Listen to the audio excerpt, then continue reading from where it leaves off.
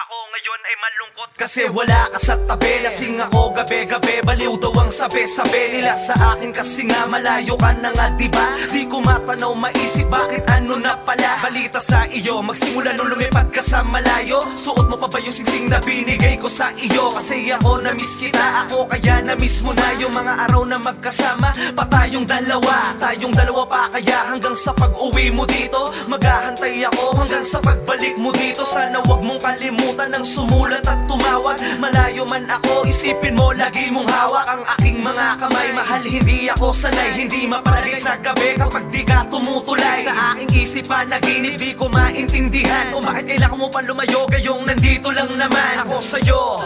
Kahit nagbubulag-bulag sa mga ginagawa sa iyo, ano pa nga bang pagkukulang? Wala tong pagkukulang ulit, kailangan mong gawin. Mag-aral sa ibang bansa at pangarap ay tuparin. At balang araw darating ang panahong tayo naman na kung saan walang sagad sa ating nararamdaman. Sa'yo aking patutunayan na di ka nagkamali sa pagpili mo mahal at sa mga oras sandali na tanging ikaw lang mga tako ang pinakamasaya at maligaya sa ating mundo. Walang makakapigil at walang po pwede na makakon, walang po pwede na makahadlang. Ikaw ang sagot sa mga patlang magagawa kung pumaslang. Kundi ikaw ay wag na lang, sapat na lang para sa akin na makita ka na hindi malungkot. Buhay ko na tila wala din kulay, ikaw ang nagbigay sagot sa mga katanungan ko bakit ako ay nabuhay pa sa mundo upang alagaan at mahalin ang babae na gaya mo.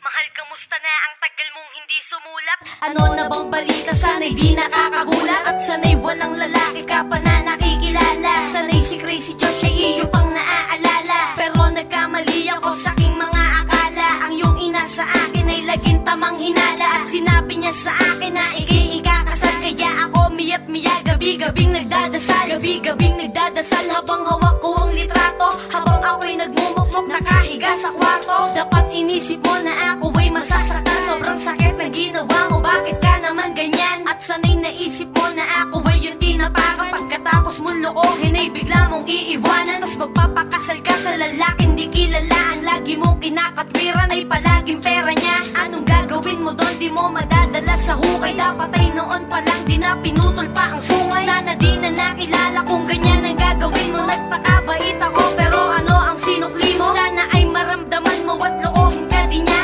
Pagkatapos kang gamitin ay iwanan ka din niya. Nang ganon malaman mo lahat ng ginawa mo sa'kin. At kung kaharap kita, kaya na kitang sipain. Kaya na kitang saktan tulad ng ginawa mo noon. Sayang ikaw pa naman ang tinuring kong Panginoon. Sumusunod ako sa'yo kahit nagmumukhang tanga. Kapag tayo ay nag-aaway, sinusuyo pa kita. Pero sa nangyari ngayon, naghanap na ako ng iba. Yung babaeng di tulad mo, nasagana lang sa ganda. Pero sa kaloob-looban ay pangit ka din pala. Kaya ngayon ay tandaan mo na nilimot na kita.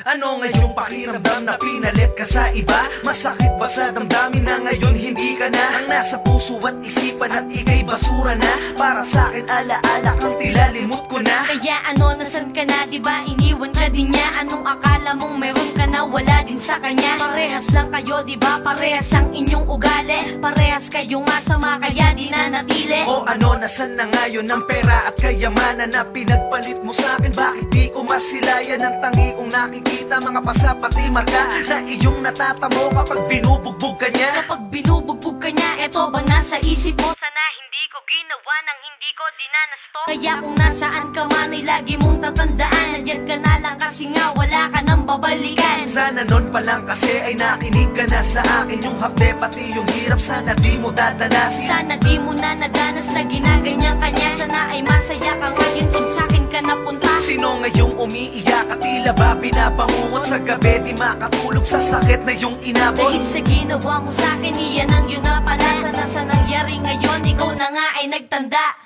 The subscriber cannot be reached. Please try again later. The subscriber cannot be reached. Please try again later.